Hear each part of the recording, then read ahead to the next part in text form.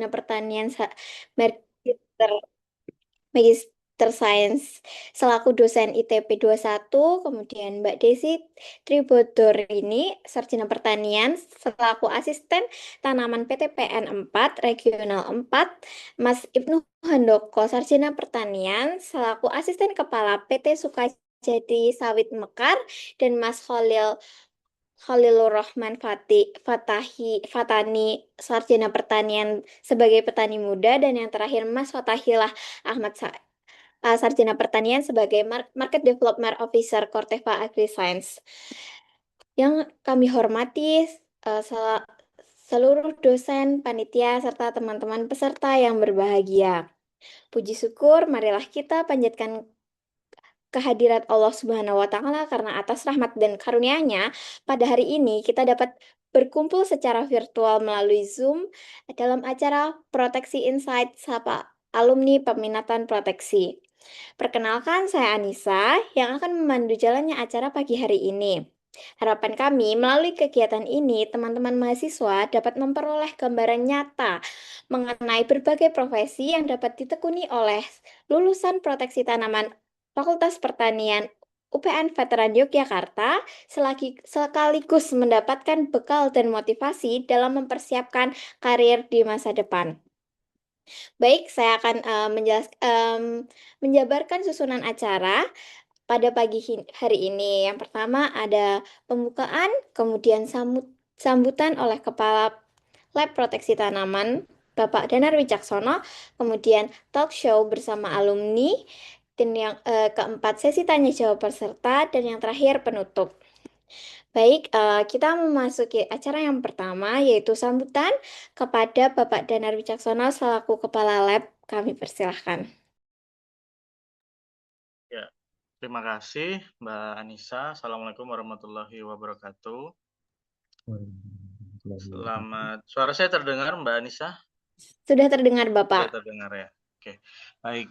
Ini nggak tahu kenapa kamera saya tidak menunjukkan muka saya ya. Jadi, tapi paling tidak suara saya terdengar. Ya. Nah, sekarang di spotlight sama Mas Dava. Muka saya kelihatan Mas memangnya? Nggak kelihatan ya? Tidak. Oke, baik. Pertama kami atas nama UPN Veteran Yogyakarta, dalam hal ini agroteknologi dan khususnya proteksi tanaman, mengucapkan terima kasih sebesar-besarnya kepada Bapak Ibu atau Mas Mbak, kakak-kakak ya, yang dalam hal ini bersedia untuk menjadi pemateri ya. Jadi ada Mas Ibnu Handoko, Mbak Desi Tribodrorini, Mbak Cecilia Silalahi, Mas Fatahillah Ahmad, dan Mas Khalilur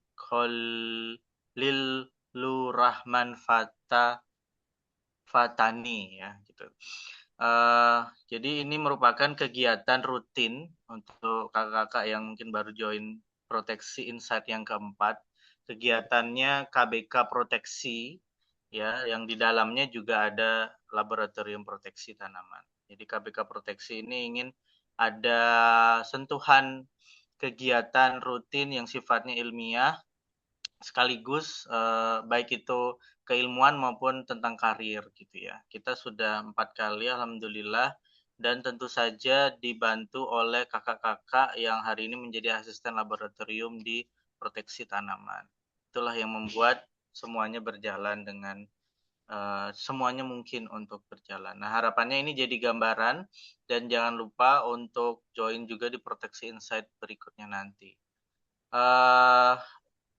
Demikian, saya juga terima kasih kepada Bu Cimayatus Saleha yang sudah membantu menyelenggarakan, karena ini merupakan kegiatan dari KPK Proteksi. Itu saja Mbak Anissa dari saya, tidak usah berpanjang-panjang, nanti kita berlama-lama bersama dengan kakak-kakak yang hadir hari ini saja. Terima kasih. Baik, Bapak Danar, terima kasih atas sambutannya. Mungkin kita untuk acara hari ini kita langsungkan saja dengan acara talk show kepada alumni. Mungkin nanti akan dibagi beberapa segmen, dan untuk yang pertama itu mungkin saya akan langsung bertanya-tanya kepada Mas dan Mbak, sebenarnya kerjaannya tuh ngapain aja sih? Mungkin em, kita masih belum tahu banyak tentang pekerjaan-pekerjaan di lulusan pertanian ini. Jadi mungkin kita akan nanya-nanya lebih dalam. Mungkin Mas-Mas dan Mbak-Mbak bisa jelasin lebih dalam buat profesinya itu sebenarnya ngapain aja gitu. Oke, untuk yang pertama kepada Mbak Cecilia.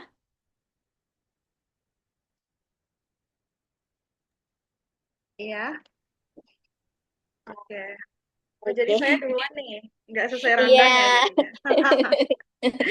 Oke, Oke, untuk Mbak Cecilia, mungkin kita tahu ya Mbak Cecilia itu sekarang menjadi dosen, yang mungkin buat kita kayak sedikit tertarik nih untuk menjadi dosen.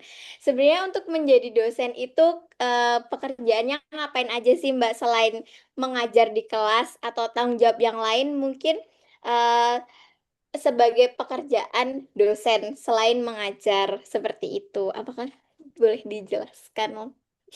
Terima oke, kasih. oke. Sama-sama Anissa. Sebelumnya saya ucapkan terima kasih atas kesempatan yang sudah diberikan ya kepada panitia yang luar biasa sudah menyiapkan acara yang sangat apa ya luar biasa juga gitu. Sebelumnya di sini saya ingin terima kasih juga kepada Ibu Cimaya terus selaku dosen saya juga Pak Danar, kemudian ada Pak Mufid gitu ya. Jadi kalau langsung aja, kalau jadi sebenarnya profesi dosen gitu ya, kebetulan saya juga masih junior. Secara garis besar, dosen itu kan tugasnya ada tiga, yaitu mengajar, yang berarti itu membagikan ilmu dengan mahasiswa di kelas. Kemudian juga ada penelitian gitu ya, penelitian yang dilakukan apa ya, harus ada update-nya terus gitu ya sepanjang waktu, kemudian juga pengabdian pada masyarakat. Jadi kita bertemu semua masyarakat, membagikan ilmu, kemudian juga kita sharing tentang hasil penelitian kita gitu supaya bisa bermanfaat untuk selain itu ya banyak sih sebenarnya. Kadang dosen itu juga di luar-luar job desk itu kadang nggak ada, maksudnya ada pekerjaan yang di luar job desk kayak jadi panitia, kemudian mendampingi mahasiswa tentunya gitu ya, menjadi inspirator untuk mahasiswa, kadang diajak untuk sharing-sharing juga seperti ini dengan himpunan, membimbing mahasiswa dan Baik, sebatasnya ya. cukup interesting ya, Mbak. Mungkin nanti saya bakal nanya-nanya lagi. Oke, oke, Uh, boleh. um, baik. Oke, untuk narasumber yang kedua, um, kepada Mbak Desi nih yang di perkebunan. Sebagai Mbak Desi, Iya, ya, halo. baik. Sebagai Mbak Desi sebagai asisten tanaman PTPN Regional 4. Itu di bidang sawit ya, Mbak? Sebelumnya makasih Iya, banyak terima untuk kasih. kawan-kawan dari proteksi panitia, kemudian juga salam hormat kepada Pak Danar, Bu Maya, dan Pak Mufid. Ya, perkenalkan dulu lah ya, gitu. Nama saya kan tadi Desi. eh, ya, saya jadi asisten tanaman di Regional 4 PTPN 4. Memang sebenarnya kalau PTPN 4 ini sawit memang kebanyakan. Karena kan udah berubah nama dari awalnya holding jadi Pamko sekarang sebutannya sebenarnya. Tapi kebetulan saya bukan di sawit tapi di teh gitu. Oh, seperti itu. Mm-mm. Oke, maaf, Mbak. Mungkin Gak saya kurang apa-apa. searching. Oke, Iya, gak oh, apa-apa. berarti Mm-mm. itu tadi Mbak Desi ini sebagai asisten tanaman di perkebunan teh. Iya. Baik, untuk di perkebunan teh itu biasanya Mbak Cecil itu em, kesehariannya di lapangan itu ngapain aja sih? Terus kemudian aktivitasnya itu eh, gimana yang ada di lapangannya sebagai asisten kebun di perkebunan teh? Kalau untuk jadi asisten sendiri ya kayak tadi kayak Mbak Cecil juga itu tugasnya yang pertama ya pasti memonitoring, mengawasi gitu ya kan karena kan kalau saya sendiri kan di kebun teh itu ada beberapa kan dari mulai dia pemeliharaannya sampai ke produksi gitu. Jadi mengawasi pemeliharaannya juga sama produksi panennya. Kalau panennya di teh itu setiap hari dia gitu. Hmm. Baik, baik. Mm, mm, ada. Tetapi baik, berarti tadi untuk memonitoring, kemudian Iya, mengawasi. mengurusi panen tiap harinya ya. Iya, Berarti itu nanti bekerja sama dengan karyawannya yang di lapangan ya, Mbak? Atau iya. Kan nanti kebetulan kan kalau asisten itu di bawahnya ada juga mandor, mandor satu, kemudian kalau bagian admin itu ada namanya krani satu, nah kayak gitu. Jadi kita tugasnya untuk monitoring dan mengawasi pekerjaan dari mandornya udah sesuai atau belum gitu. baik, terima kasih Mbak Desi. Mungkin nanti saya Ya, bakal nanya-nanya sama-sama. lagi ya. Terima kasih. Oke, em, ke berikutnya kepada Mas Ibnu.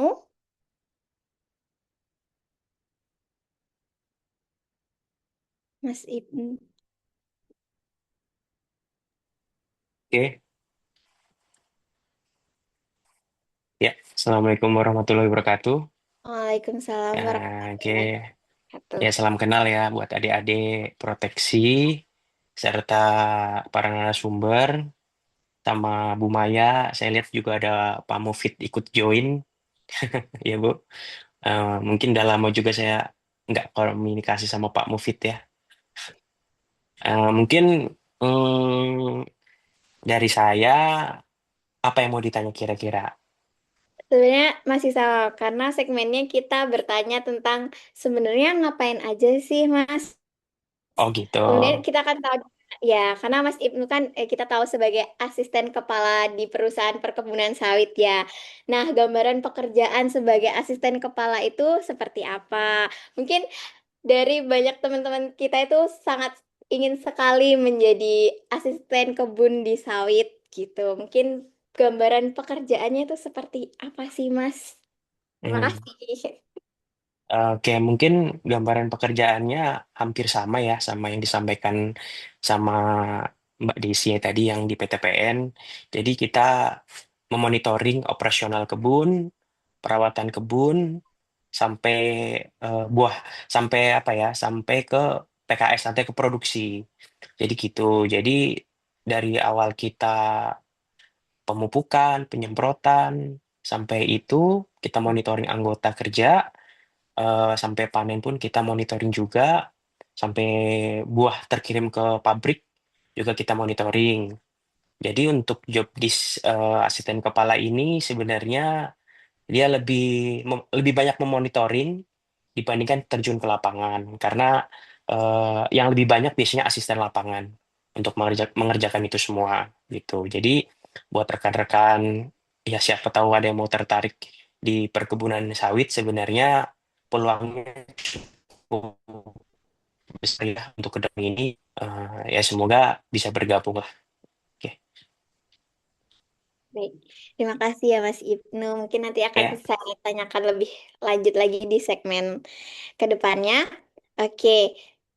Kemudian kepada Mas Fatani. Baik Kak. Eh, Terima kasih atas udahannya. Baik. Ini saya sebenarnya sedikit tertarik dengan Mas Fatani karena sebagai muda dan menurut saya jarang sekali kita lulusan dari sarjana pertanian itu melanjutkan sebagai petani muda. Mungkin saya ingin bertanya nih Mas Fatani sebelumnya. eh, kalau kalau sebagai Mas Fatani itu untuk aktivitas sehari-hari dalam mengelola usaha taninya tuh gimana sih? Terus awal mulanya tuh gimana? Seperti itu. Terima kasih. Eh, untuk awal mulanya itu waktu ketika kuliah, sehabis KKN itu semester 6 ya kayaknya. Ya sekitar habis KKN itu nekat untuk tanam cabai dulu. Untuk lahannya itu sekitar 500-an meter. Dan untuk jumlah populasinya itu di 600 tanaman. Awalnya nekat itu, untuk cara tahu budidayanya ya nekat dulu. Nanti cari-cari referensi di sosial media juga banyak juga.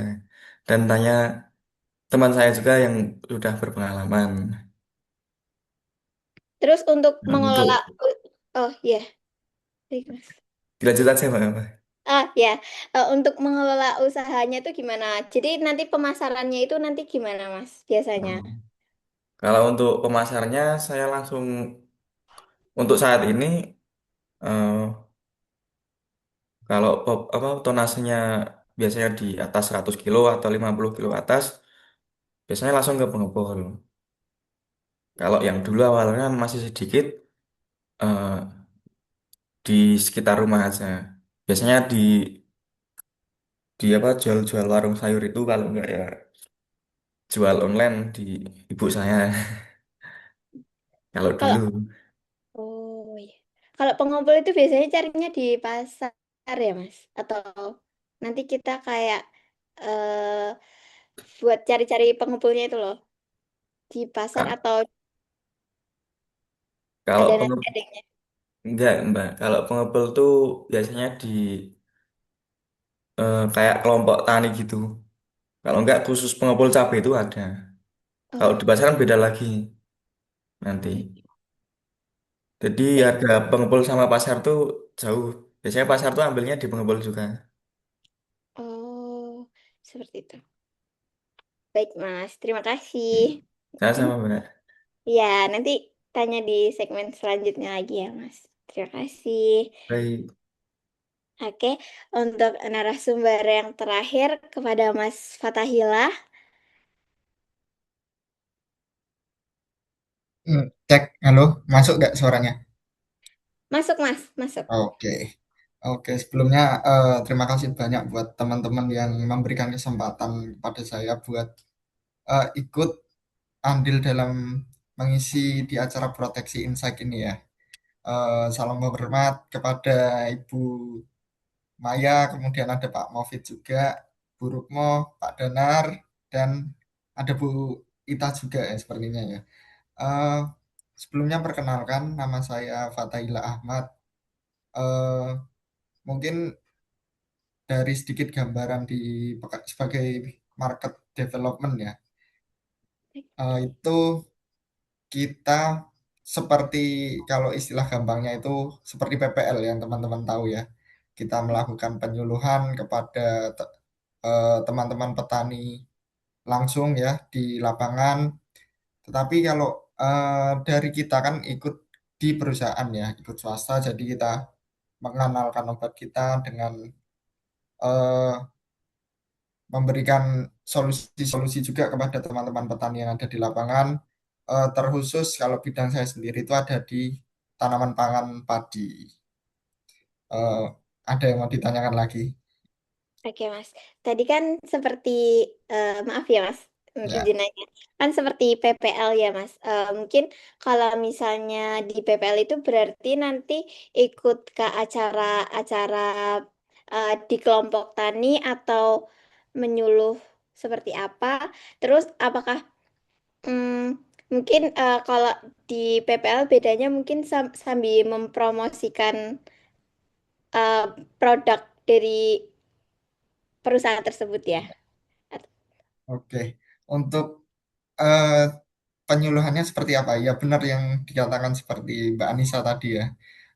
Kita bisa ikut ke kelompok tani atau bahkan kita bekerja sama dengan Dinas Pertanian juga beberapa waktu itu untuk menyelenggarakan sejenis sosialisasi dan juga eh, beberapa waktu kita juga diberikan kesempatan untuk membuat expo ya, expo seperti di tingkat kabupaten ataupun tingkat provinsi juga. Dan eh, apakah kita apa namanya saklek atau hanya bekerja sama dengan kelompok tani? Enggak, kita bisa secara bebas melakukan penyuluhan, kita diberikan keleluasaan ya. Kita boleh sosialisasi secara man to man atau ke petani-petani tertentu atau bahkan ke tingkat secara apa ya tadi ada masih yang menyebut pengepul atau tengkulak seperti itu. Jadi kita sama-sama memberikan apa ya solusi kepada petani. Di beberapa petani juga ada yang seperti masalah tentang harga, kita juga membantu ke pihak itu seperti itu. Baik, terima kasih Mas Fatahila atas insight-nya. Oke, eh, dilihat dari alumni-alumni, ternyata cukup menarik ya kegiatan profesi mereka masing-masing. Kemudian kita akan lanjut eh, ke segmen yang kedua, yaitu tantangannya di dunia kerja. Jadi kan tiap kerjaan tuh biasanya ada tantangannya masing-masing kan. Nah, kalau di profesi-profesi ini tuh apa aja sih tantangannya buat Mbak Cecil? Oke, oke, jadi kebetulan kan profesi saya gitu ya sebagai dosen gitu, tantangan terbesar saat pertama kali menjadi apa ya, di bidang ini yang pertama itu kan selalu ada yang pertama ya dalam semua hal termasuk masuk ke kelas gitu ya sebagai dosen. Nah, itu tantangan yang terbesar itu meyakinkan diri bahwa oh di sini saya udah bukan sebagai mahasiswa lagi masuk ke kelas tetapi sebagai dosen. Cuman berusaha mengubah mindset bahwa apa ya gimana ya, karena mungkin gap umur antara saya sendiri dengan mahasiswa atau anak-anak itu tidak terlalu banyak gitu. Jadi kadang mungkin ada beberapa anak yang merasa bahwa kayaknya belum berpengalaman dan sebagainya. Nah, itu mindset itu yang agak sulit untuk diubah atau perlu usaha ekstra gitu ya. Yakinkan bahwa oke, saya di sini sebagai dosen dan lain sebagainya. Tapi ya bukan berarti dosen itu mengerti semuanya gitu ya. Maksudnya karena keterbatasan saya di awal masih dini gitu. Jadi itu sih. Jadi juga selain itu uh, lagi ya mungkin mindset itu yang harus diubah itu aja sih mungkin. Jadi ya mengubah kelas jadi asik gitu. Kalau dosen senior kan mungkin lebih lebih sudah terbiasa gitu ya. Kalau saya kan masih banyak keterbatasan, jadi kadang merasa butuh ekstra kerja ekstra gitu untuk bisa membuat kelas itu jadi asik, menyenangkan, tapi juga mudah dipahami dan tetap serius. Ya sih. Kalau di kelas ya. Iya, mungkin saya juga sebagai mahasiswa mungkin juga merasakan sebagai mahasiswanya.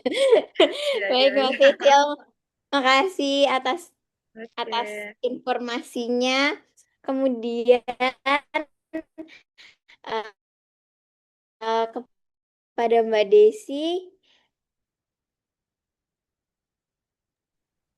Ya, gimana tadi ya? Mohon maaf, nah, sinyalnya izin jelek. bertanya. Iya. Mm-mm. Oke, untuk tantangan terbesarnya di bidang perkebunan yang pernah Mbak Desi alamin tuh gimana sih Mbak? Terus cara ngatasinnya tuh gimana? Seperti itu. Terima kasih. Mungkin mohon maaf sebelumnya kalau misalnya sinyalnya agak jelek ya, karena kebetulan di kebun. Kemudian kalau tantangan terbesar mungkin pertama kan kalau kan kita kebetulan kan dari Jogja pindah ke Sumatera gitu. Itu kan beda budayanya gitu ya kan. Kemudian di kebun pun beda lagi budayanya. Dan tadi kayak Mbak Cecil tadi eh apa namanya karena gapnya antara kalau kebalikan tapi kalau saya gapnya banyak apa ya pekerja itu yang lebih tua daripada saya gitu ya kan. Jadi perlu masuk juga ke dalam lebih ke SDM-nya lah intinya kayak gitu. Gimana cara masuk ke orang itu dan dipercaya orang itu untuk bantu jadi leader lah di situ kayak gitu. Baik, Itu dari saya. Mbak Desi, makasih atas insight-nya. Nah, Kemudian kepada Mas Ibnu.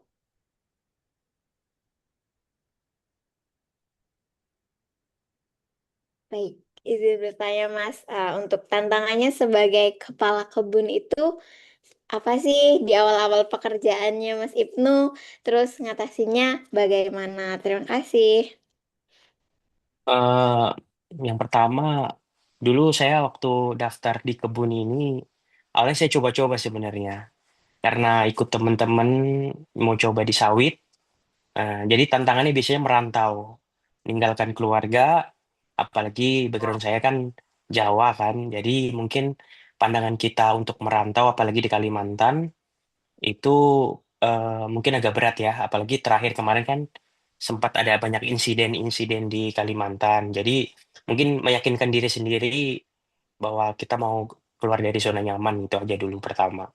Terus setelah kita coba, saya coba sendiri merasakan sebenarnya pekerjaan ini kita yang tadi sampaikan juga sama kayak yang apa Mbak Desi yang di PTPN, banyak sekali pekerja-pekerja kita yang hampir seperti seumuran bapak gitu loh, bapak saya atau lebih tua lah itu. Jadi kita harus pintar-pintar dalam manajemen SDM yang ada di lapangan serta penempatan kita lah dalam setiap ambilan keputusan karena bisa di pekerjaan sawit ini keputusan-keputusan kita yang bakal menentukan eh, kebun itu berjalan dengan baik dan bagus. Mungkin itu garis besarnya ya. Baik Mas. Terima kasih Mas Ibnu. Oke, next kepada Mas Fatoni. Oke, Baik, Kak. oke. Kalau misalnya izin bertanya ya Mas, Mas Fatoni selama bertani itu em, biasanya tantangannya di lapangan tuh apa sih menurut Mas Fatoni? Terus ngatasinnya gimana? Seperti itu. Terima kasih. Hmm. Ya, Kak, terima kasih. Untuk tantangannya itu, untuk awal-awal mencoba itu ya dari panasnya itu, untuk awal-awal gitu. Yang kedua itu waktu lalahan, Kak, yang paling penting. Lalahan itu biasanya agak lama. Mungkin hampir 1 bulan juga untuk lalahan. Karena kan bikin bedengan juga tuh, Kak. Dan juga Iya, iya. kalau saya ya bikin bedengannya yang buruhkan biasanya tetangga saya untuk memperkerjakan sekitar lah buat bikin. Tapi ya agak lama, biasanya hampir 1 minggu 2 minggu. Terus setelah lalahan itu biasanya juga di cuaca. Cuaca itu kalau hujan ya banyak jamurnya. Biasanya ya kuat-kuatan fungisida juga kalau saya. Nah, yang kedua kalau musim kemarau itu malah banyak hambanya. Oh, Nah, untuk pada kan saya cabai rawit. Biasanya kalau kemarau ini lebih ke trip itu paling banyak di musim kemarau. Nah, untuk saat ini juga ini yang kebun saya yang satu ini baru keserang trip. Itu tantangan yang agak tricky lah kalau di musim hujan dan kemarau. iya, betul. Setelah itu ya, Berarti berarti kalau misalnya musim panas setelah itu gimana Mas? Lanjutkan saja. dan setelah itu biasanya cuman kegiatan biasa 3 hari 4 hari sekali spray. Biasanya cuman itu aja. Berarti kalau di musim panas berarti cuma di eh, pestisidanya sering-sering diaplikasikan Ya, di 3 hari? insight ya, lebih Oh, ke insight. insight. Ya. Oke, makasih Mas Iya, sama-sama. Fatahila. Oke, oke, untuk yang terakhir Mas Fatahila. Ya, silakan. Baik, izin bertanya Mas, untuk tantangannya sebagai Market Development Officer tuh gimana sih? Terus eh, yang bikin berkesan juga sebagai Market Development Officer, mungkin kayak kan lebih ke menyuluh ya. Apa sih? Terus kalau tantangannya tadi cara ngatasinnya Mas Fatahillah tuh gimana? Terima kasih. Oke. Untuk tantangan sendiri ya dari ini cerita pengalaman pribadi dari awal saya bekerja itu jujur kan ketemu banyak petani. Kalau ketemu teman-teman di kampus ataupun ketika presentasi dan sebagainya kan oke kita masih seumuran gitu. Tapi ketika kita bertemu petani terutama yang sudah sedikit berumur ya, bukan berumur banget lah, umur 50-an ke atas tuh jujur pertama kali dredeg saya secara Jawanya dedek lah gugup begitu pasti dan di pengalaman pertama saya juga itu banyak petani yang apa ya sebagai petugas di lapangan kita itu sedikit diremehkan gitu loh jadi kita kuat-kuatan aja menyampaikan pesan yang harus kita sampaikan kepada petani dan sebagainya dan kita harus menjunjung apa namanya unggah-ungguh. Kalau di Jawa karena saya kerja di Jawa juga jadi mereka masih menjunjung tinggi nilai-nilai adatnya yang ada di daerah masing-masing. Nah, kemudian untuk di perusahaan saya sendiri kan sebagai market development itu persentase lapangan itu sekitar 70% dan 30% kita di WFH lah atau work from home ya. Jadi eh, panas udah pasti apalagi cuaca nggak menentu kemudian ketika kita sudah menemukan ritme kerja itu ada tantangan lagi kayak kita kan mendampingi beberapa petani ya dari beberapa daerah dan itu juga tempatnya beda-beda. Nah, kendalanya apa sih? Kendalanya itu ketika kita musim panen, kita kan ikut apa ya, membantu teman-teman petani buat hasilnya bagaimana, terus kita bisa salurkan kemana dan eh, alangkah baiknya untuk musim depan bagaimana lah itu kita ketika kita panen dan musim panen itu bareng semua petani kan yang kita dampingi ingin dikunjungi ya nah itu yang menjadi kendala karena musim panen serentak itu kita harus pintar-pintaran membagi waktu dan ini yang baru terjadi akhir-akhir ini beberapa kali di lapangan juga teman-teman petani itu meminta saya sendiri untuk apa ya ikut menentukan harga panen padahal kan bukan ranah dari kita lah itu mungkin tantangannya ya pintar-pintaran inilah apa kita komunikasi ke petani untuk cara mengatasinya dan itu bisa kita latih selama kita apa ya sering-sering ngobrol sama teman-teman petani mendengarkan keluhan-keluhan mereka sih karena memang petani terkhusus di Jawa ya itu lebih pengen dikunjungi nggak harus melulu soal eh, kita harus pintar dan sebagainya. Mereka itu cuma pengen didengar sih, seperti itu. Baik, Mas Fatahila, kasih atas insight-nya sebagai Market Development Officer. Oke, em, ternyata menarik banget ya tantangan-tantangannya walaupun berbeda-beda, tetapi em, kakak-kakak ini tuh bisa beradaptasi dan terus belajar di bidang pekerjaannya masing-masing. Oke, untuk segmen yang ketiga. Kalau kita mau ikut di jejak alumni itu, kita harus mulai dari mana sih? Ini sih yang terpenting. Nah, mungkin ini yang ditanya-tanya oleh teman-teman, gimana sih cara jadi asisten kebun? Gimana sih biar cara jadi penyuluh pertanian? Gimana sih bisa jadi biar jadi dosen? Mungkin mulai dari Mbak Cecil. Izin Oke, uh, ber- Jadi Hanya spesifik ke ini ya. Sil, Ya, gimana sih jadi dosen itu kita harus mungkin sekolah ya, tapi kayak uh, sekolahnya itu apakah harus S2 dulu atau harus sampai S3 atau persiapan soft skill dan lainnya itu gimana sih Mbak Cecil? Terima kasih. ya sama-sama. Terima kasih juga Mbak Anissa. Gitu ya. Jadi kalau misal teman-teman memiliki cita-cita gitu ya atau keinginan untuk jadi dosen gitu. Yang pertama yang harus dimiliki itu adalah keinginan yang kuat, tangguh gitu ya. Maksudnya kalau zaman dulu itu kan selalu ada apa ya, pemikiran bahwa yang bisa jadi dosen itu yang IPK-nya 3,8, 3,9, 4 gitu ya. Tidak selalu seperti itu gitu. Semua itu tergantung keinginan kita gitu kan. Jadi yang pertama ya pasti, yang kedua sorry, yang kedua juga harus kuliah ya, kuliah selesaikan S1 sebaik mungkin, kemudian kita lanjutkan ke jenjang magister atau S2 gitu. Kemudian nanti lebih baiknya lagi akan dilanjutkan ke S3, nanti bisa tergantung teman-teman gimana mau lanjut, apakah mau langsung S3 atau mau jadi dosen dulu.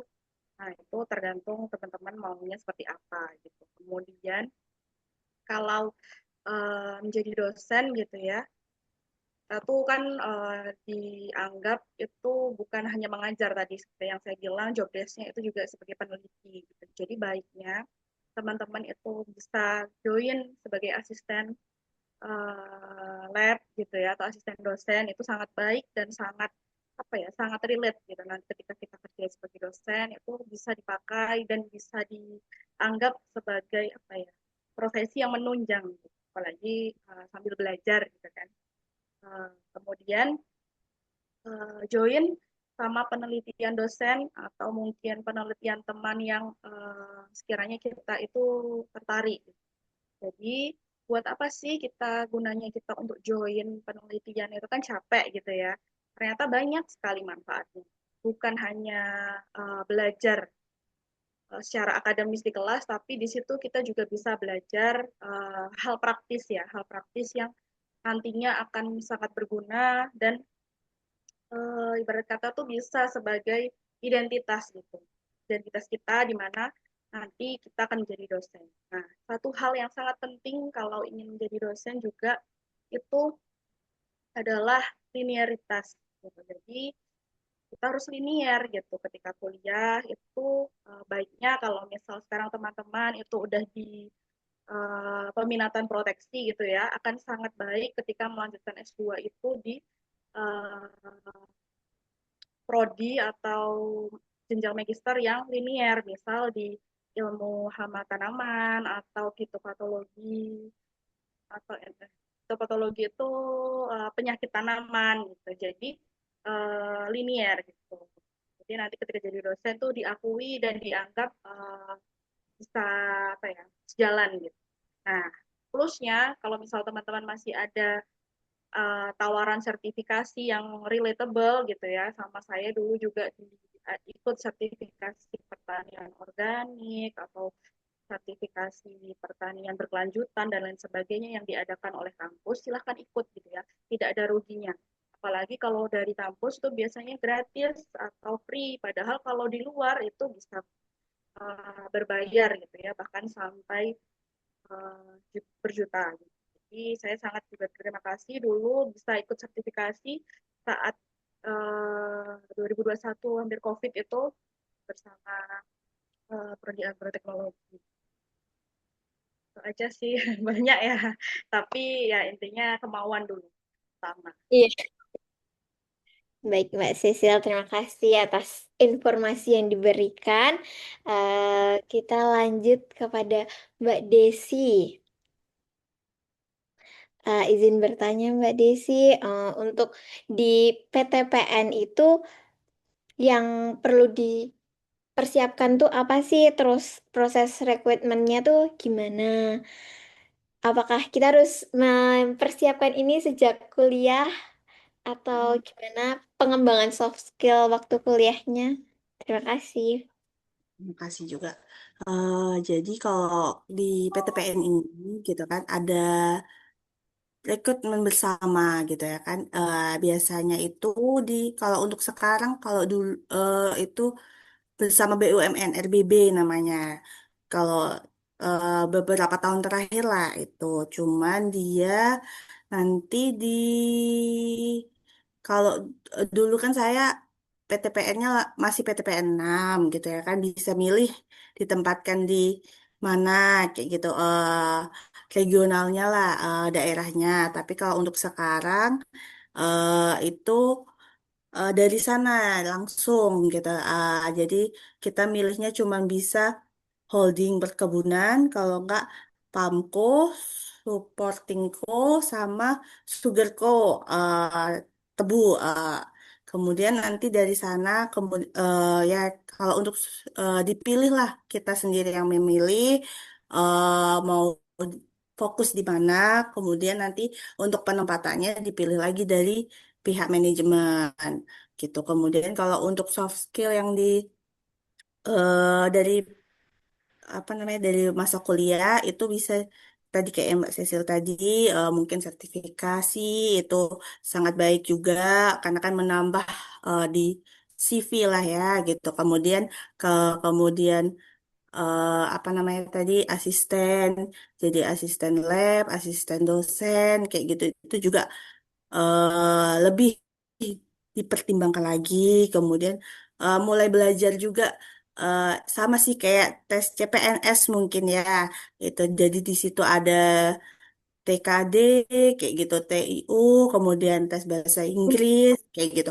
Kalau misalnya udah mulai nanti lanjut lagi ke jenjang berikutnya, nanti ada MCU, jadi ya kesehatannya pun dijaga kayak gitu. Mungkin bisa mulai cari-cari informasi ya kan. Sekarang kan di Google banyak ya kan. Itu apa sih perkebunan itu kayak gitu. Ngapain aja biasanya soal-soalnya seputar itu, atau ikut kelas yang khusus tanaman perkebunan kan ada. Kayak kemarin saya memilih proteksi, tapi proteksinya lebih ke tanaman tahunan kayak gitu. Atau tanaman semusim pun nggak masalah juga gitu, karena itu pun kan tadi kalau misalnya mau ke tebu berarti kan fokus ke tebu kayak gitu, sugarco pilihannya. Kalau tahunan bisa tadi sawit, teh, kopi kayak gitu. Mungkin itu dari saya. Baik, Mbak Desi. Terima Hmm. kasih atas informasinya.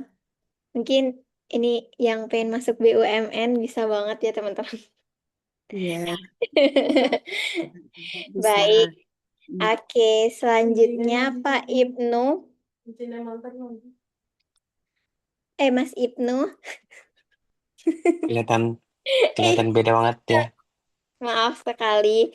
Oke, mungkin untuk menjadi asisten kepala kebun atau head, em, kemampuan apa sih yang biasanya dimilikin? Apakah Mas Ibnu dulu langsung mendaftar ke kepala kebun atau yang pertama menjadi asisten, terus apa yang harus kita siapkan agar bisa menjadi kepala kebun di perusahaan sawit? Terima kasih Mas Ibnu.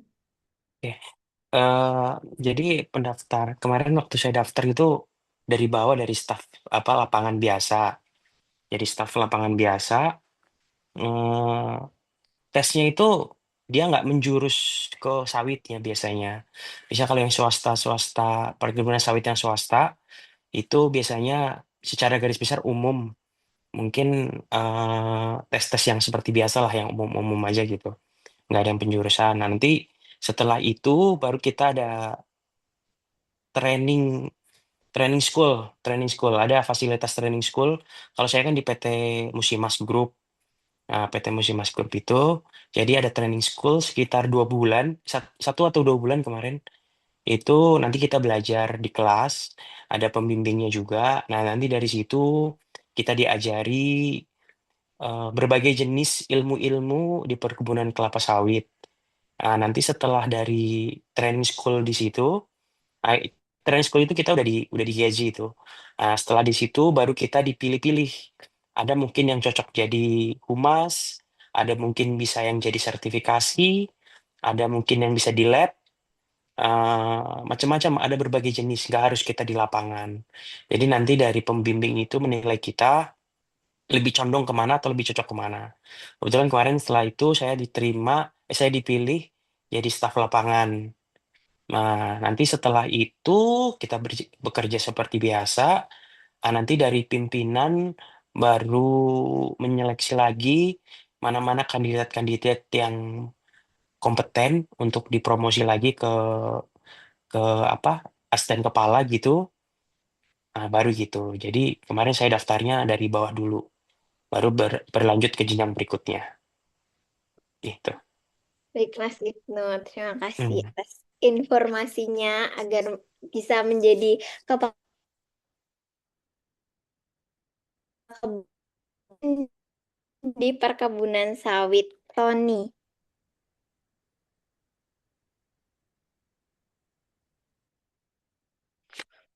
Oke, Mas Mas Mas Fatoni kan mungkin awal ingin bertani, kalau misalnya izin bertanya Mas, kalau misalnya ingin menjadi petani muda nih, tapi em, belum memiliki lahan, itu tuh cara memulainya gimana sih? Terus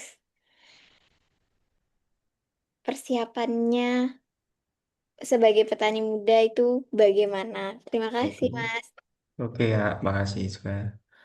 Eh, yang pertama itu punya kemauan dulu Kak. Kalau saya itu basicnya suka dulu, suka ya pengen bertani juga itu. Dari awal suka, terus dari referensi teman-teman juga petani juga, walaupun lebih tua dari saya.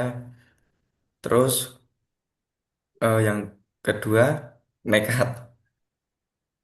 Saya nekat dulu, saya juga nggak punya modal, terus nggak punya lahan juga.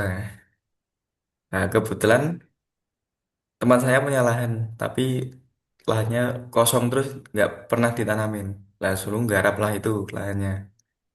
Jadi saya cuman punya modal tuh kayaknya awal-awal cuman 500 kalau nggak 700.000. Terus saya nekat dulu, nekat, tapi bareng partneran sama temen. Nekat terus jalannya 1 tahun itu kok lumayan juga. Ya, dari hasilnya itu saya kembangin lagi tambahan terus. Kalau untuk yang mau nyoba itu bisa eh ya nekat dulu. Nanti kalau nggak punya lahan, kalau semisal ada modal ya bisa sewa lahan. Kalau nggak bisa ya di rumah, di belakang rumah atau depan rumah kan bisa pakai polybag atau pakai eh, ya sejenis polybag atau galon itu bisa. Atau lahan-lahan sempit itu juga bisa. Kalau zaman sekarang kan bisa nyari di sosial media ya Kak, referensi kan banyak juga. Petani-petani muda juga banyak sekarang di sosial media. Jadi ya nggak usah takut kalau terjun langsung nanam. Begitu Kak, kurang lebih. Baik, baik Mas Fatoni, terima kasih atas informasinya. Sama-sama. Oke, yang terakhir Mas Fatah. Oke. Oke, langkah awal izin tanya Mas, untuk langkah awal agar bisa menjadi penyuluh atau market development officer itu yang kita harus persiapkan tuh apa sih? Seperti itu. Oke, Makasih. buat langkah awal biar bisa jadi, saya singkat MDO aja ya, kepanjangan. Eh, Kayak jawaban saya bakal lebih singkat banget dari teman-teman. Jadi untuk yang dipersiapkan itu pasti ini sih, public speaking. Itu udah dipastikan karena kita kadang kita ikut acara formal, kadang cuma kunjungan ke petani dan di lahan.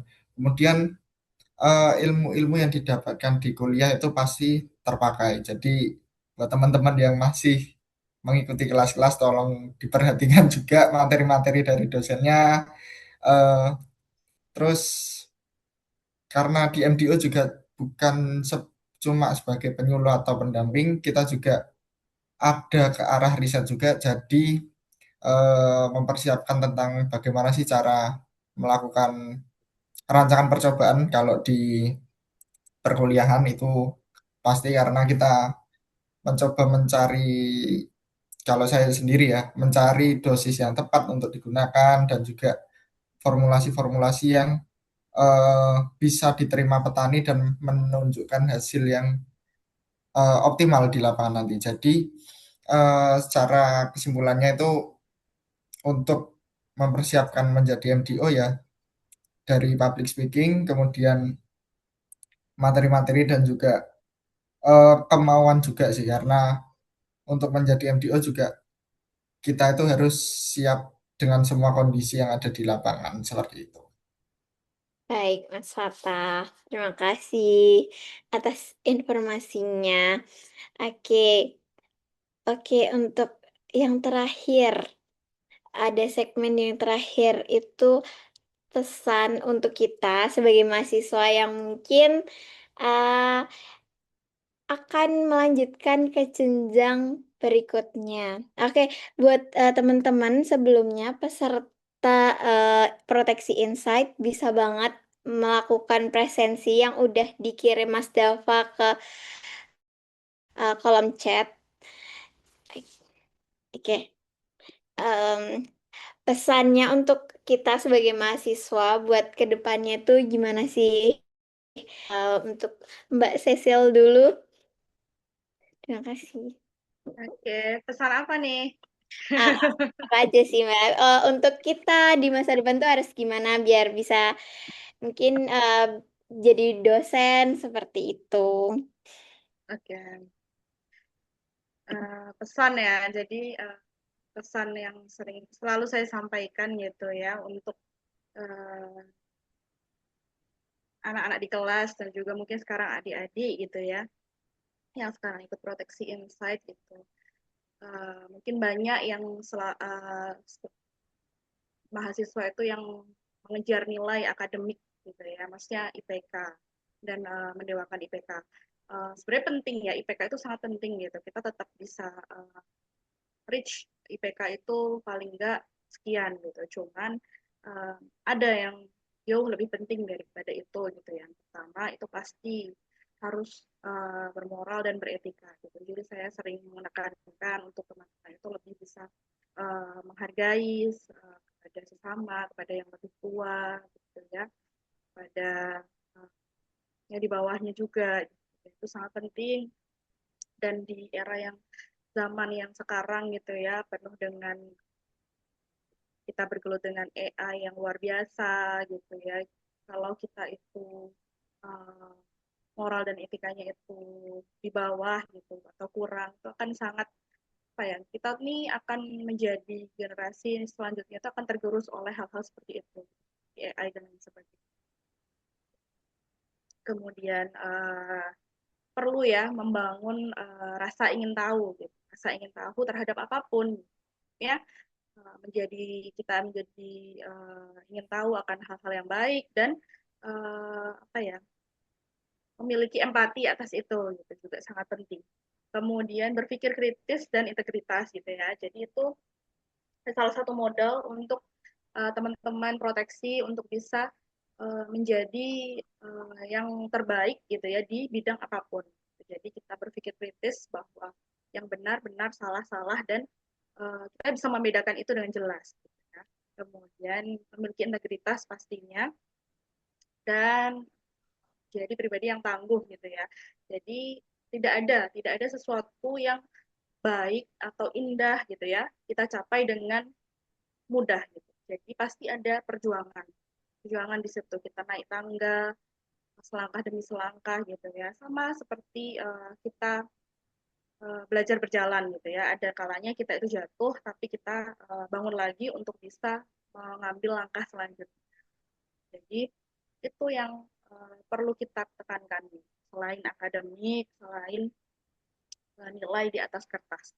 Itu yang lebih menurut saya gitu ya, lebih penting dan akan lebih banyak dinilai nantinya ketika kita mencari kerja, kita bertahan di tempat kerja gitu ya. Kita bersosial dengan apa ya, dengan SDM yang lebih tua daripada kita gitu ya, yang lebih muda atau mungkin seumuran. Pesan buat mahasiswa pokoknya semangat dan itu tadi semangat terus. Ya, Baik, ini Mbak. aja. Terima kasih, Mbak Cecil. Sama. Kemudian untuk Mbak Desi, apakah ada pesan buat kita buat ke depannya?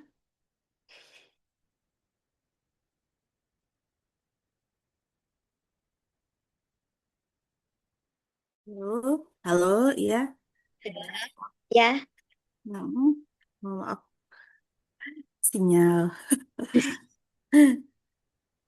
Gimana? Halo, tadi halo. nggak? Iya. Oke. Eh, Heeh. untuk pesannya buat kita sebagai mahasiswa tuh gimana sih Mbak untuk agar kita dapat mempersiapkan em, mungkin untuk ke jenjang bekerja berikutnya seperti itu. Pesannya tuh gimana sih Mbak? Masih. Pasti.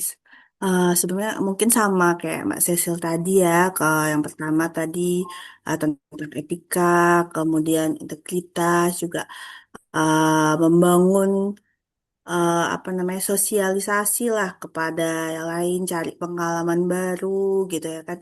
Dengan banyak ikut apa namanya tadi webinar kayak gitu-gitu kan jadi tambah pengalaman, tambah ilmu gitu. Walaupun misalnya dari kampus ada lebih baik juga tambah di luar biar jadi banyak jejaring kayak gitu ya kan jaringan maksudnya sosialisasi koneksinya lah kayak gitu kemudian juga jangan takut gitu ya kan untuk mencoba gitu ya kan jadi kalau misalnya tadi gagal ya mungkin itu memang belum rezeki kita kayak gitu ya kan.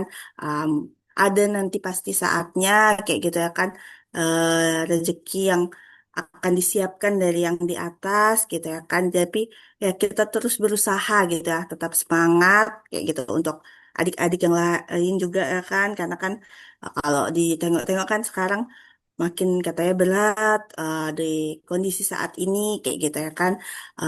Cari kerja susah, jangan takut kayak gitu. Justru dari situ kita harusnya punya ide lagi ya kan di situ. Oh, jangan terpaku. Oh, ini nggak keterima kayak gitu. Enggak gitu. Harus tetap semangat.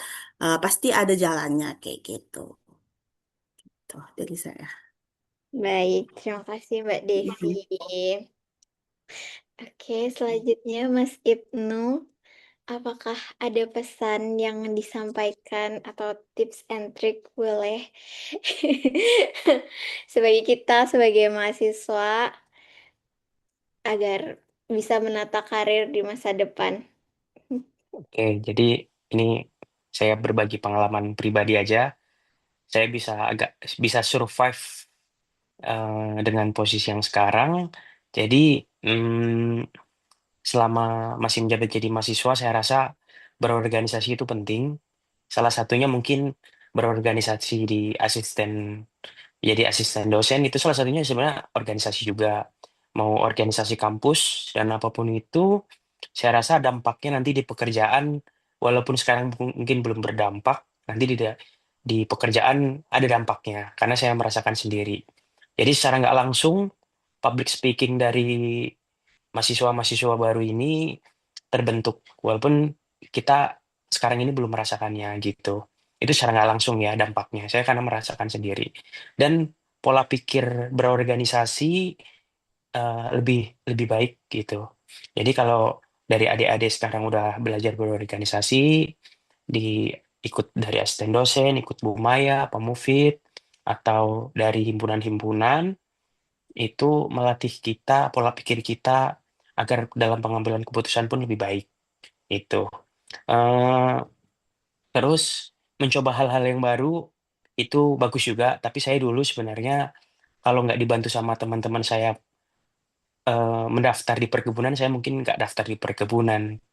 Jadi karena dulu rekan-rekan saya banyak berorganisasi minta daftar jadi kelapa sawit, saya sebenarnya nggak ada niatan ke sawit, tapi ternyata yang lain udah pada keluar, saya sendiri yang masih bertahan.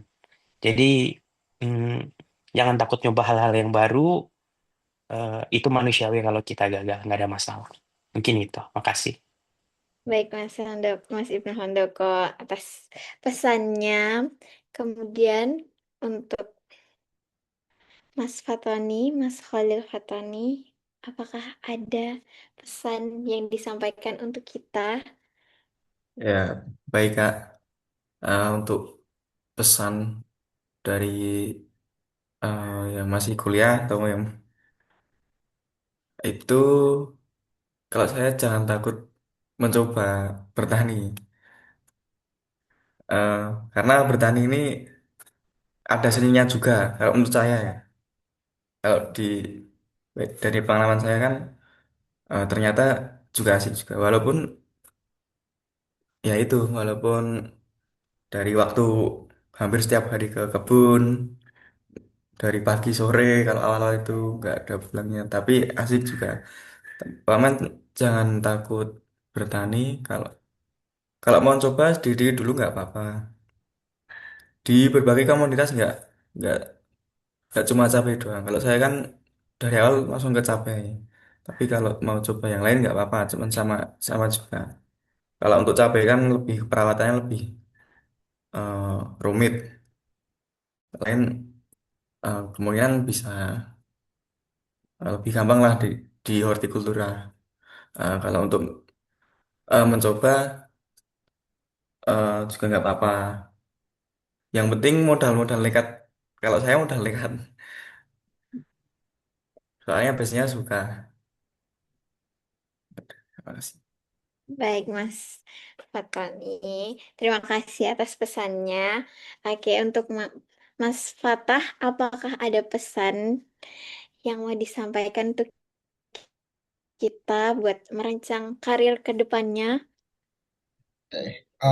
Buat pesan saya buat teman-teman ya, terutama yang masih mahasiswa, saya sangat sepakat dengan Mas Ibnu ya tadi yang soal jangan jangan takut mencoba hal baru itu pasti, dan eh, juga jangan menyia-nyiakan kesempatan di keorganisasian karena di keorganisasian tingkat kampus sangat berdampak eh, ke depannya, seperti bagaimana yang cara mengambil keputusan, terus public speaking, dan juga eh, yang mungkin belum kita bisa rasakan ketika masih menjadi mahasiswa, tapi itu sangat berguna ketika di dunia kerja. Dan eh, ini pengalaman saya sendiri, jangan terlalu apa ya, memilih-milih sesuai passion kita. Kalau saya sendiri emang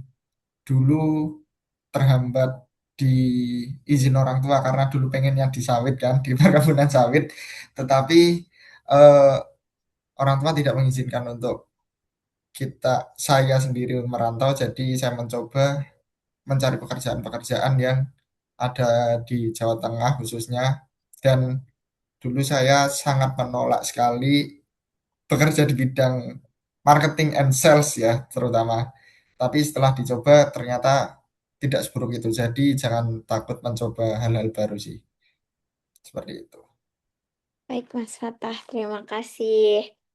Baik, terima kasih kepada seluruh narasumber atas jawaban dan pesan yang diberikan untuk kita.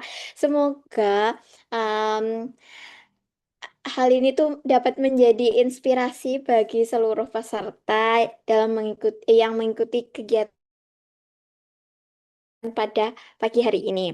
Oke, baik teman-teman, hari ini kita memasuki sesi tanya jawab. Bagi peserta yang bertanya, silahkan menggunakan fitur raise hand atau menuliskan pertanyaan di kolom chat dan jangan lupa menyebutkan namanya. Terima kasih.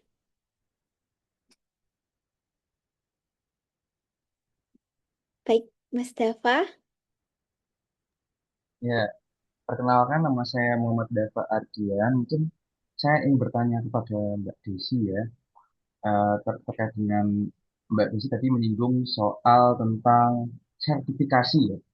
Nah, kira-kira kalau misalkan ada orang, misalkan saya ingin ingin join ke PTPN atau mau berkecimpung di dunia asisten kebun, asisten tanaman, itu kira-kira sertifikasi apa yang perlu saya siapkan untuk masuk ke jenjang tersebut? Terima kasih, Mbak. Ya, sama-sama. Langsung saya jawab nih ya. Ya, Batam. Kalau untuk sertifikasi bisa dari banyak hal sih. Kebetulan kemarin sama kayak Mbak Cecil tadi ya, yang bilang kalau sertifikasi organik itu pun berpengaruh juga. Kan kebetulan saya apa ikutnya dari pihak kampus aja gitu. Kurang dari luar itu pun kalau bisa nambah lagi dari luar lebih bagus lagi gitu. Kalau untuk PTPN ya kalau bisa ya yang tentang seputar PTPN, perkebunan lah intinya kayak gitu. Sama kemarin apa ya webinar-webinar itu pun sangat bermanfaat juga karena kan dapet tuh sertifikatnya kayak gitu ya kan. Walaupun ada yang gratis pun nggak masalah kayak gitu, bayar pun nggak masalah gitu, yang penting kan untuk menambah kita, oh ini orang ini nih, kualifikasi kita lebih terlihat lah sama pihak rekrutmen kayak gitu Oke, terima kasih Mbak. tuh sama-sama.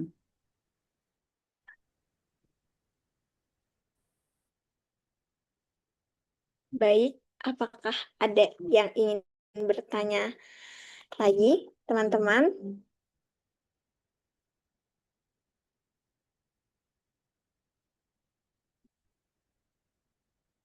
Kami persilahkan. Oke, Andika, boleh? Baik, sebelumnya apakah suara saya terdengar jelas? Terdengar, terdengar. Oke, ini aku mau tanya untuk Mas Fatahillah ya. Jadi kan saya dulu juga pernah berhadapan dengan petani yang sudah sepuh, tapi saya kurang bisa berkomunikasi karena saya ragu. Eh, dan yang saya hadapi ini orang yang sudah berpengalaman bertani selama mungkin 20 tahunan lebih dan masih berpikiran bahwa yang berpengalaman ini lebih unggul dibandingkan yang paham teori saja. Nah, bagaimana caranya Mas Fatahillah ini dapat berkomunikasi dengan baik dengan rekan-rekan petani? Oke, terima kasih Mas Andika buat pertanyaannya. Bagaimana cara saya sendiri ya mengkomunikasikan ke teman-teman petani?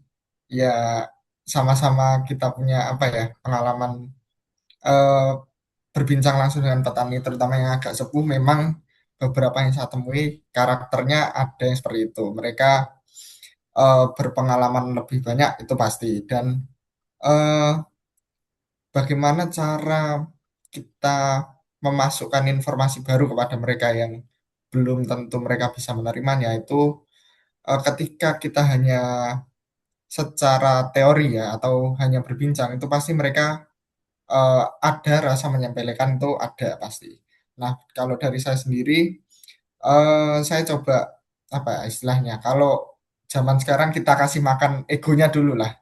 Kita dengarkan dan juga kita eh, ikuti aja bagaimana alurnya ketika dia sudah mulai istilahnya apa mereda kita coba kalau saya sendiri kadang ada lahan percobaan saya jadi saya ajak lihat ke lahan saya bagaimana cara eh ini loh Pak yang tadi saya omongin itu tidak hanya omong kosong saya punya bukti ini di lahan saya dengan perawatan saya jabarkan bagaimana cara perawatannya dan penggunaan produk-produk yang ada di dalamnya itu apa aja. Nah, petani akan lebih percaya ketika dia melihat hasilnya sendiri sih, seperti itu.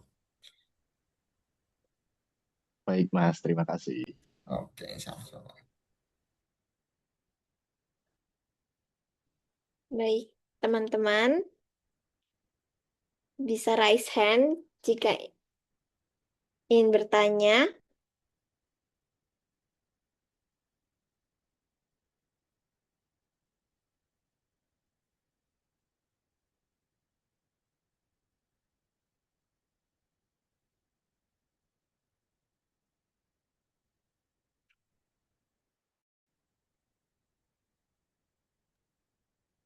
Mbak Anissa, saya boleh tanya, Mbak? Boleh, Bapak. Oke, siap. Terima kasih Mbak Anissa atas kesempatannya. Terima kasih kakak-kakak sudah sharing banyak sekali. Banyak hal yang kita semula tidak tahu jadi tahu sekarang ya. Tadi saya menarik di awal-awal itu yang menjadi apa catatan saya adalah ketika kakak-kakak ini setelah berhasil terjun gitu ya, setelah masuk ke dunia kerja, itu ternyata tantangan belum berakhir kan. Tantangannya tidak hanya saat mendapatkan pekerjaan, tapi ketika mulai ternyata juga menemukan tantangan tuh ya. Dan saya coba rangkum tantangannya yang satu kaitannya dengan berinteraksi dengan orang lain, ya kan? Tadi ada yang dengan mahasiswanya, ada yang dengan petani yang lebih dengan petani, ada dengan pekebun yang lebih senior atau yang malah lebih tua dari orang tua kita gitu kan, saking tuanya gitu. Kaitannya dengan berinteraksi. Nah, yang mau saya nanti monggo siapa saja boleh membantu menjawab. Kaitannya dengan apa yang kampus UPN atau Agrotek atau Proteksi bisa berikan kepada mahasiswanya yang hari ini belum lulus. Supaya saat bertempur nanti itu punya cukup skill untuk menghadapi orang-orang gitu ya. Dan ternyata tidak hanya menghadapi tanaman ya. Selama ini kita pelajari tanaman nih, kita lupa pelajari orangnya. Nah, apa yang perlu kita pelajari atau mungkin dari cara kita kuliah ada project, ada ke lapangan, ketemu petani, itu yang mana yang kemudian perlu diperbanyak misalnya gitu. Supaya nanti adik-adik yang lulus ini betul-betul siap gitu ya. Mungkin mampu belum, tapi paling enggak siap untuk menghadapi orang-orang yang berbagai macam itu tadi. Mungkin siapa nih yang monggo Mbak Nisa, mungkin Mbak Nisa yang ngatur. Baik, siapa ya? Apakah Mas dan Mbak ada yang ingin menjawab dari pertanyaan Bapak Danar? Dipersilahkan.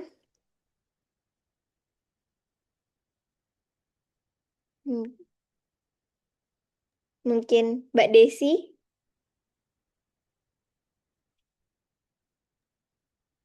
Ya, kalau untuk yang diperbanyak ya Pak ya, kalau kasih apa ya, ke mungkin tadi kan tadi Bapak bilang kan apa bertemu dengan kunjungan langsung ke petani itu salah satunya sangat membantu lah untuk kita gimana sih caranya berkomunikasi yang baik kayak gitu ya kan dengan yang lebih pengalaman kayak gitu dan uh, soft skillnya kayak gitu langsung banyak di waktu saya belajar itu terjun langsung dan praktek, kemudian presentasi itu pun salah satunya tugas presentasi ya di depan kelas itu pun sangat membantu untuk kita belajar public speaking kayak gitu. Karena kan di situ nanti banyak pertanyaan dari kawan-kawan sendiri atau dari dosen kayak gitu ya kan. Jadi disitulah kita bisa melatih lah keterampilan percaya diri yang pasti, kemudian gimana caranya menjawab. Kemudian kalau untuk tugas di lapangan, misalnya tadi yang bertemu petani langsung, itu pun, oh kan ini kadang petani itu kan mungkin, maaf ngomong, belum tentu juga bersekolah lah ya gitu ya kan. Ada yang mungkin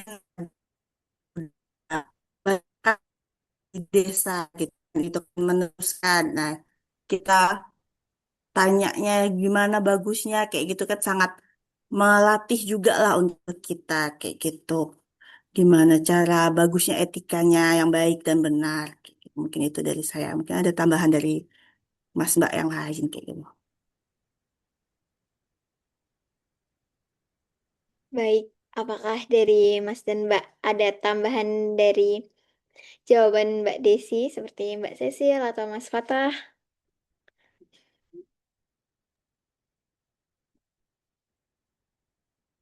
atau Mas Ibnu atau Mas Khalil?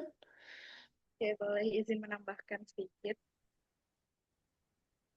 Ya, sebelumnya mau nanya dulu nih, kalau di dulu waktu saya kuliah gitu ya, itu magangnya itu sekitar 1 bulan gitu ya. Sekarang masih sama ya? Masih, Mbak. Masih ya. Eh, Sebenarnya itu di kesempatan kalau saya ya memang kalau di kampus ya kita belajar berinteraksi dan bersosial itu pasti dengan cara kita ikut organisasi gitu ya, organisasi kampus, bisa ya asisten tadi, kemudian ikut organisasi kampus seperti himpunan, BEM gitu ya, atau UKM, sorry. UKM kayak gitu. Cuman pada akhirnya nanti ketika kita udah magang itu kita benar-benar akan belajar belajar berkomunikasi baik itu dengan lebih banyaknya dengan pasti yang dengan senior ya.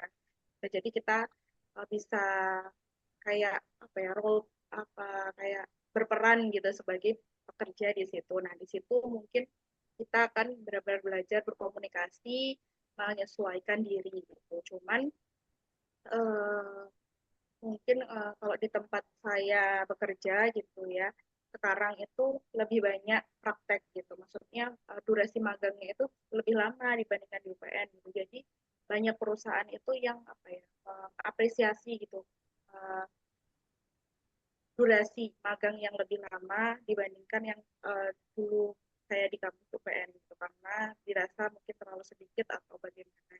Jadi mungkin bisa diimprove dalam apanya ya komunikasi itu di magang itu karena kita berperan sebagai kayak pekerja lah gitu ya kayak yang bekerja juga di perusahaan ataupun institusi yang kita tempat magang. Ya. Baik, Mbak Cecilia, terima kasih atas jawabannya. Apakah ada tambahan jawaban lagi dari Mas Fatahillah atau Mas Ibnu atau Mas Khalil? Halo, Baik, Mas. oke. Mungkin buat eh, tambahan sedikit ya buat teman-teman. Jangan sia-siakan kesempatan yang ada selama kalian masih di kampus sih, karena menurut saya sendiri untuk kampus sudah menyediakan semua lingkup untuk kalian berkembang, mulai dari keorganisasian ada beberapa seperti BEM, himpunan, kemudian asisten juga itu kan termasuk keorganisasian. Nah, itu eh, membantu kita untuk mengembangkan soft skill kita ya, terutama nanti ketika kita sudah lulus dari kampus itu pasti akan terpakai dan menjadi nilai plus di mata perusahaan-perusahaan yang akan kita istilahnya apa akan kita daftarin atau kita inginkan. Kemudian ketika berkuliah eh, jangan cuma ini istilahnya apa menggugurkan kewajiban kayak tugas-tugas yang penting ngerjain ngumpulin karena oke secara apa ya selesai tugas kita selesai cuma apa sih yang kita dapatin kalau cuma menggugurkan kewajiban begitu. Jadi eh, untuk saat ini terutama di periode saya yang terpotong COVID juga waktu itu di tahun 2021 ya, itu kita coba manfaatin semua kesempatan yang ada untuk berkembang sih karena setelah berkuliah kalau di pikiran saya sendiri waktu saya itu udah nggak banyak lagi untuk berkembang karena setelah berkuliah kita harus terjun ke dunia kerja dan itu sedikit menantang lah itu sih. Baik, terima kasih Mas Fatah. Apakah ada tambahan atau ada yang ingin bertanya kembali terkait terkait materi hari ini untuk teman-teman? Dan teman-teman jangan lupa presensi ya. Untuk linknya sudah dikirim oleh Mas Dava sebelumnya. Apakah teman-teman ada yang ingin bertanya kembali?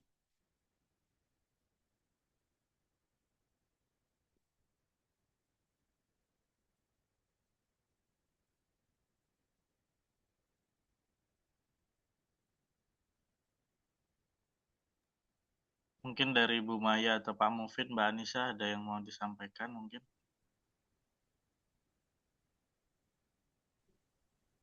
Oke, terima kasih ya teman-teman, kakak-kakak sudah bersedia membagi cerita dengan adik-adik semua. Ya, sangat membanggakan sekali sih dengar apa ceritanya. Kemudian lihat kakak-kakak ini nggak sekurus dulu ya, berarti sekarang sudah makmur nih kelihatannya. Meskipun banyak tantangan, banyak hambatan, tetapi pasti bisa lah ya. Kata orang sih badai pasti berlalu, berlalu lalang tapi. Nah, nggak apa-apa. Oke, eh, Mas-mas dan Mbak-mbak, terima kasih sudah sharing. Saya kira apa ya, jangan ragu untuk tetap berhubungan dengan kami karena kami sangat membutuhkan cerita yang ada di luar. Karena saya, Pak Danar, Bu Maya, Bu Rukmo tidak bisa memberikan cerita itu karena kami tidak pernah di posisi itu ya. Kecuali mungkin Mbak Cecil ya, kita posisinya sama, tapi juga beda karena universitasnya juga beda, mahasiswanya juga beda. Jadi tetap saja itu kami butuhkan ya. Nah, yang lebih penting lagi, kami mohon saran ya ke Mbak Cecil, Mas Fatah, Mas Ibnu, sama Mas apa tadi Kolil ya.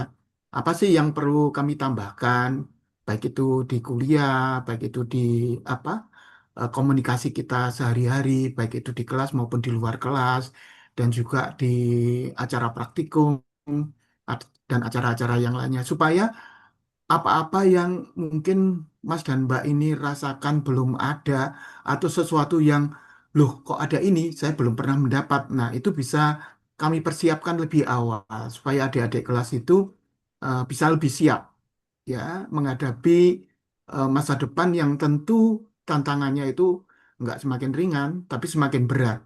Ya, apa yang dihadapi Mbak Cecil saat ini pasti beda nanti dengan yang dihadapi oleh Anissa ya tahun depan karena Anissa sekarang sudah mau lulus kan. Iya, Ya, Bapak. seperti itu. Nah, mohon sarannya Mas Mas dan Mbak Mbak. Terima kasih. Masa mungkin terima kasih Bapak Mufid untuk apresiasinya. Kemudian, apakah teman-teman ada yang ingin bertanya kembali? Oke. Jadi saya menjawab apa yang disampaikan sama Pak Mufid ya.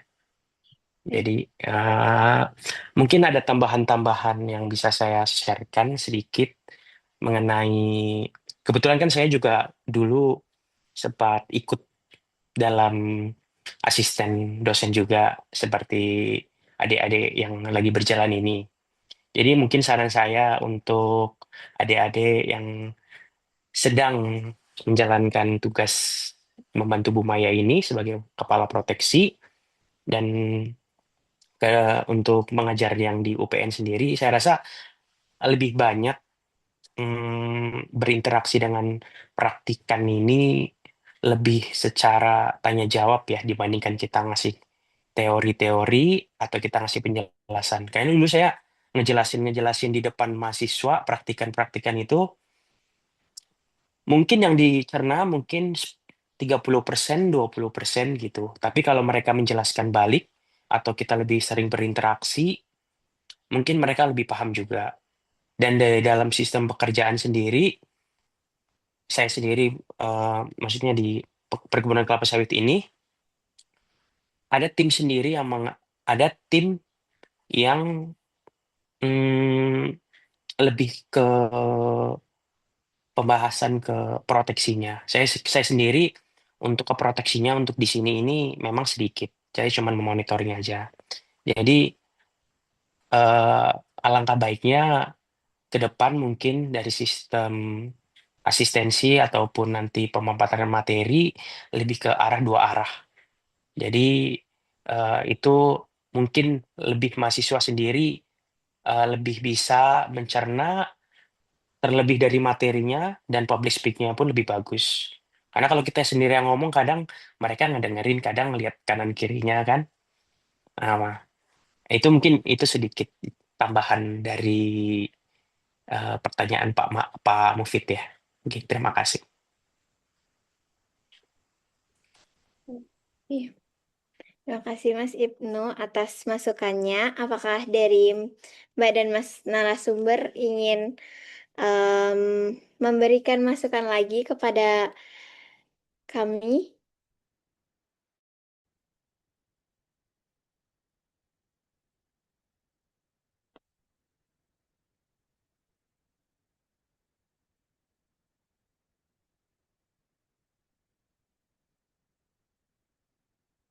Apakah ada teman-teman juga yang ingin bertanya kembali kepada narasumber?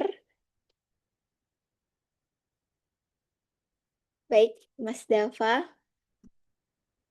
Ya, maaf ya, mungkin saya tanya lagi.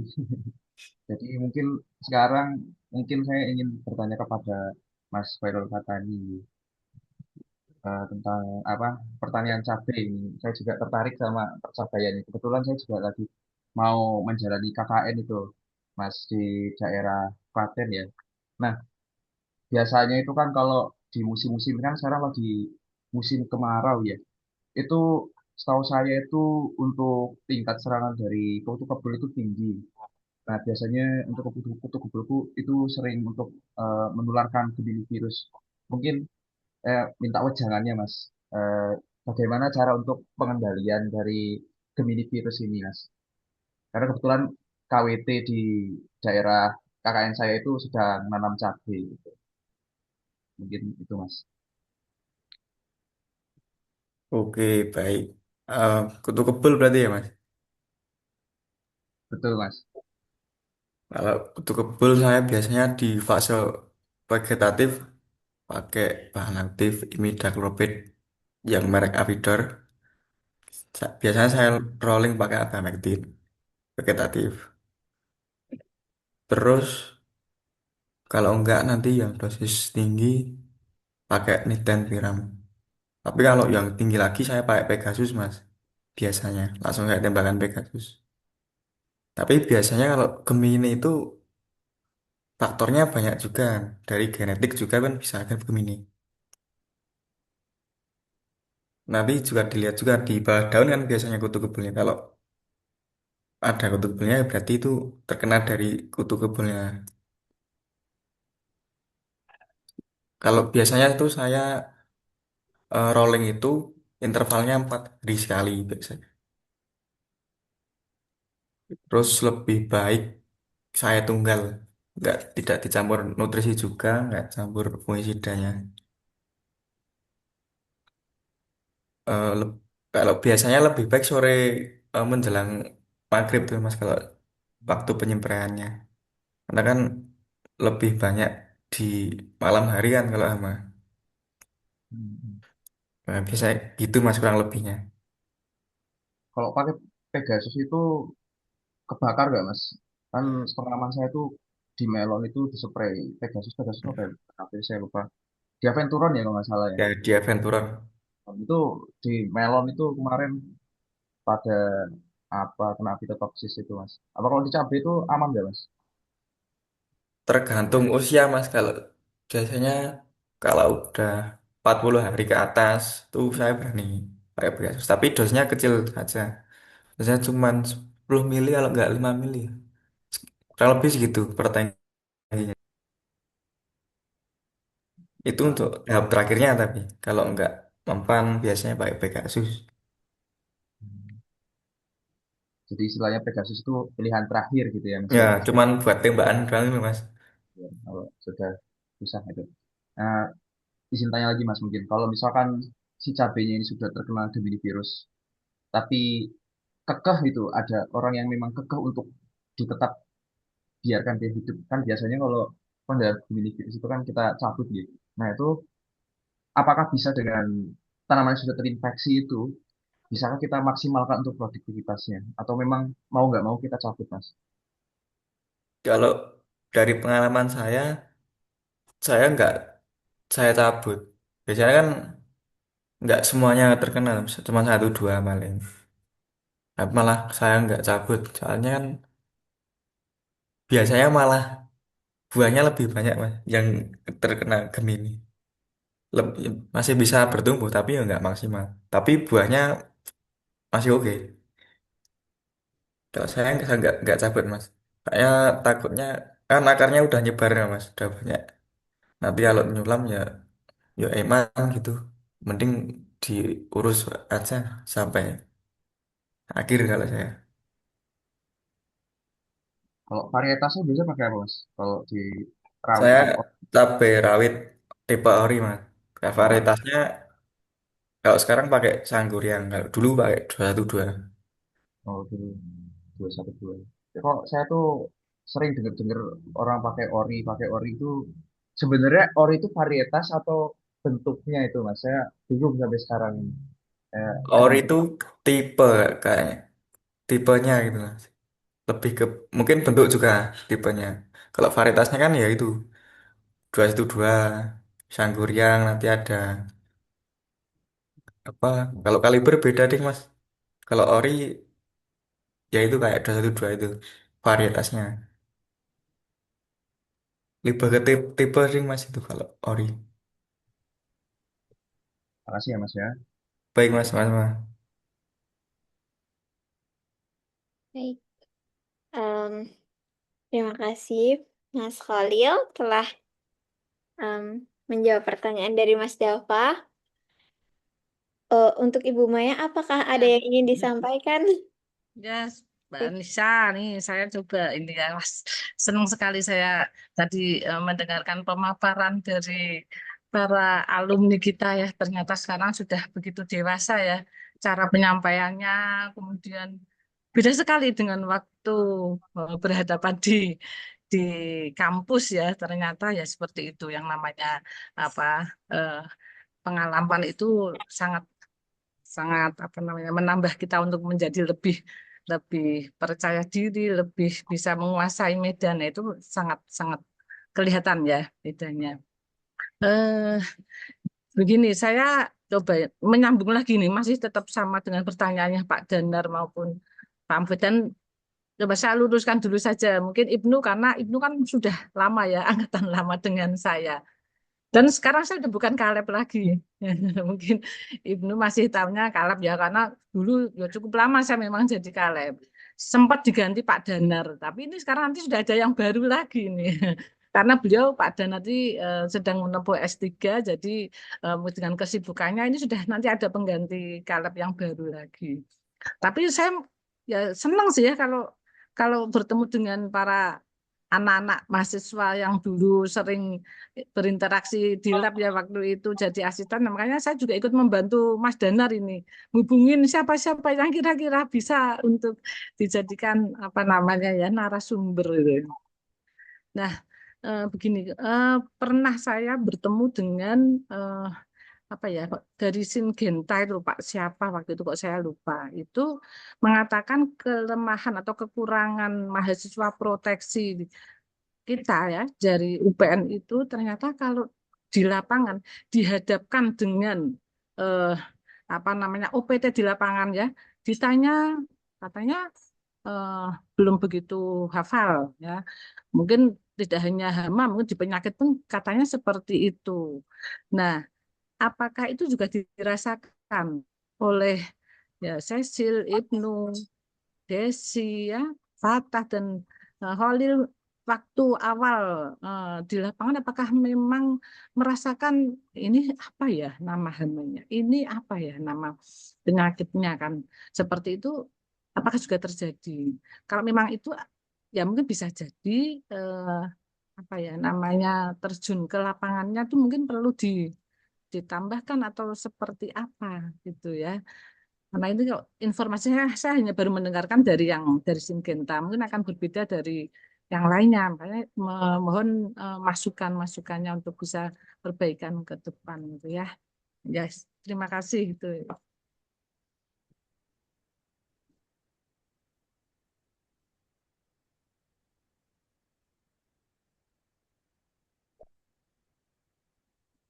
mungkin bisa dijawab siapa yang bisa mewakili. Eh, Mungkin ada Mas Mbak. Kalau di tempat saya sih, Bu, eh, karena saya memang di kelapa sawit ini untuk hama penyakit memang ada timnya khusus, Bu. Kebetulan kan saya nggak berkecimpung langsung untuk penelitian, tapi memang untuk monitoring hama penyakit di lapangan, saya ikut terjun juga. Tapi untuk overall, untuk hama penyakit yang saya tangkap sendiri sih, Bu, untuk mungkin kelemahan-kelemahan di mahasiswa sekarang memang harus lebih banyak terjun ke lapangan. Jadi kadang hama-hama penyakit yang kita lihat di textbook atau di presentasi dibandingkan kita lihat di lapangan langsung agak agak berbeda ya, Bu ya. Jadi mungkin itu jadi kendala mahasiswa-mahasiswa kita sekarang. Karena saya ini di lapangan sendiri yang saya alami selama 8 tahun ini memang ilmu-ilmu kuliah ini saya nggak bisa ambil 100% dari materi. Saya juga belajar dari senior-senior saya di sini. Oh, ini hanya hama penyakit yang seperti ini. Penanggulannya seperti apa. Mungkin kalau di Sigenta kan memang dia penjurusannya memang di hama penyakit, Bu, obat-obatannya. Jadi yang masuk ke Sigenta, saya rasa memang harus benar-benar yang menguasai OPT itu, Bu. Gitu. Mungkin ya, itu. ya, terima kasih. Loh. Ya memang mungkin itu sudah di bidangnya Syngenta waktu itu kan ya memang dia fokus pada apa namanya untuk pengendalian OPT ya. Jadi harus paham OPT-nya apa sehingga nanti cocoknya dikendalikan dengan pestisida apa ya. Mungkin nanti sebagai tambahan informasi. Terima kasih. Ya, Bu.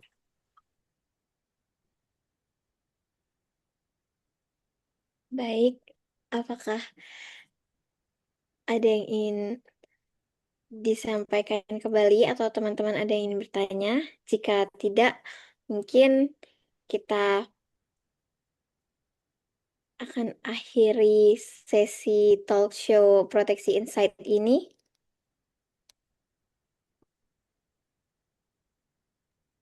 Izin menambahkan sedikit, Mbak Anissa. Baik. Iya Bu, kalau memang benar yang dibilang Mas Ibnu tadi ya, kalau apa yang kita pelajari di kelas secara teori gitu ya, itu memang akan sangat berbeda kalau kita di lapangan gitu. Sama seperti saya juga menyesuaikan karena di kampus yang saya bekerja ini Bu, ini kan memang khusus perkebunan ya, khususnya di kelapa sawit, kakao gitu ya. Jadi banyak belajar kembali spesialis di hama yang perkebunan sawit dan juga kakao. Jadi memang perlu ekstra gitu. Kita belajar kalau terjadi seperti ini, itu kita harus bagaimana cara mengendalikannya. Bahkan ketika kita pengertian masyarakat juga banyak ditanya gitu. Cuman kalau kemarin pengalaman dari saya magang waktu S1 Bu, itu kan saya kebetulan magang di Balai Karantina Pertanian Yogyakarta. Itu memang sangat belajar banyak belajar sangat banyak gitu tentang OPT secara langsung gitu. Jadi melihat, mengamati dan mengetahui ciri-ciri serangannya secara langsung gitu Bu. Jadi kalau izin kalau boleh menyarankan gitu Bu, waktu magang yang 1 bulan itu menurut saya bahkan kemarin saran dari staf karantinanya juga kenapa sebentar sekali gitu. Mereka itu merasa kita itu perlu belajar lebih banyak saat di lapangan. Jadi kalau zaman dulu kan saya cuman ketika ada saran gitu, oh iya iya gitu. Jadi sekarang saya baru nggak, oh ternyata memang kalau di lapangan itu belajarnya itu banyak dan bervariasi sekali. Gitu. Ya, terima kasih Cecil ya tambahan jawabannya. Ya, sebagai apa namanya nanti inventaris ya kita nanti butuh apa untuk pengembangan di proteksi apalagi nanti insya Allah ya mau dibuka ya apa proteksi ini. Mungkin Pak Oh, Mufid yang akan membidani jadi untuk kelahirannya benar, ya prodi proteksi ini. luar biasa.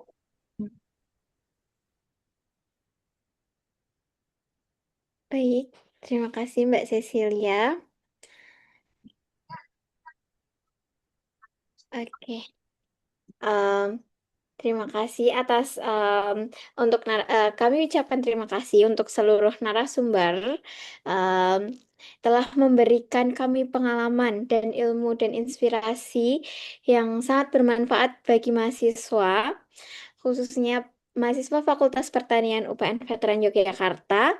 Semoga apa yang telah disampaikan pada hari ini dapat memberikan gambaran yang lebih luas mengenai berbagai peluang karir bagi lulusan Fakultas Pertanian, sekaligus menjadikan motivasi bagi teman-teman mahasiswa untuk terus mengembangkan diri. Saya, eh, Kami mengucapkan terima kasih kepada seluruh dosen dan seluruh peserta yang telah mengikuti acara ini hingga dari awal hingga akhir. Apabila terdapat kesalahan selama acara berlangsung, kami selaku panitia memohon maaf yang sebesar-besarnya. Saya Anissa selaku pembawa acara pamit undur diri. Wassalamualaikum warahmatullahi wabarakatuh. Mungkin Waalaikumsalam warahmatullahi wabarakatuh. Terima kasih banyak ya. Ibnu, semua narasumber Desi, kemudian Holly, Fatah, dan Cecil ya. Sudah membantu supaya ini menjadi wawasan ya sebagai tambahan ilmu bagi adik-adik di Iya, proteksi Bu. ya khususnya. Iya, Jangan Bu. bosan ya, kalau dimintain lagi jangan bosan ya. Terima kasih kembali. Iya, Bu. Iya, terima kasih. Udah, boleh kan ya? Boleh saya meninggalkan Zoom? maaf Ibu, lebih baik kita melakukan sesi foto bersama dulu Oh ya, saya sebelum kok mengakhiri. nggak bisa mindah ininya itu backgroundnya biar ya nggak apa-apa ya, beda Tidak apa-apa sendiri. Ibu. Dan teman-teman boleh untuk melakukan open kamera untuk melakukan foto bersama.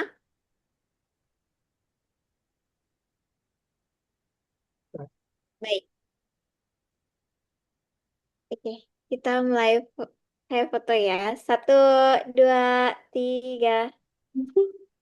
Lagi, satu, dua, tiga. Satu kali lagi, satu, dua, tiga. Terima kasih untuk Bapak Ibu, untuk narasumber dan teman-teman yang telah mengikuti acara pada pagi hari ini. Iya, makasih semuanya. Terima kasih, sampai ketemu ya. Semoga kasih kapan-kapan bisa ketemu semua. offline. Semoga. Amin, Terima kasih, amin. Pak Ibu. Amin, amin. Si kecil ikut ini, si kecil.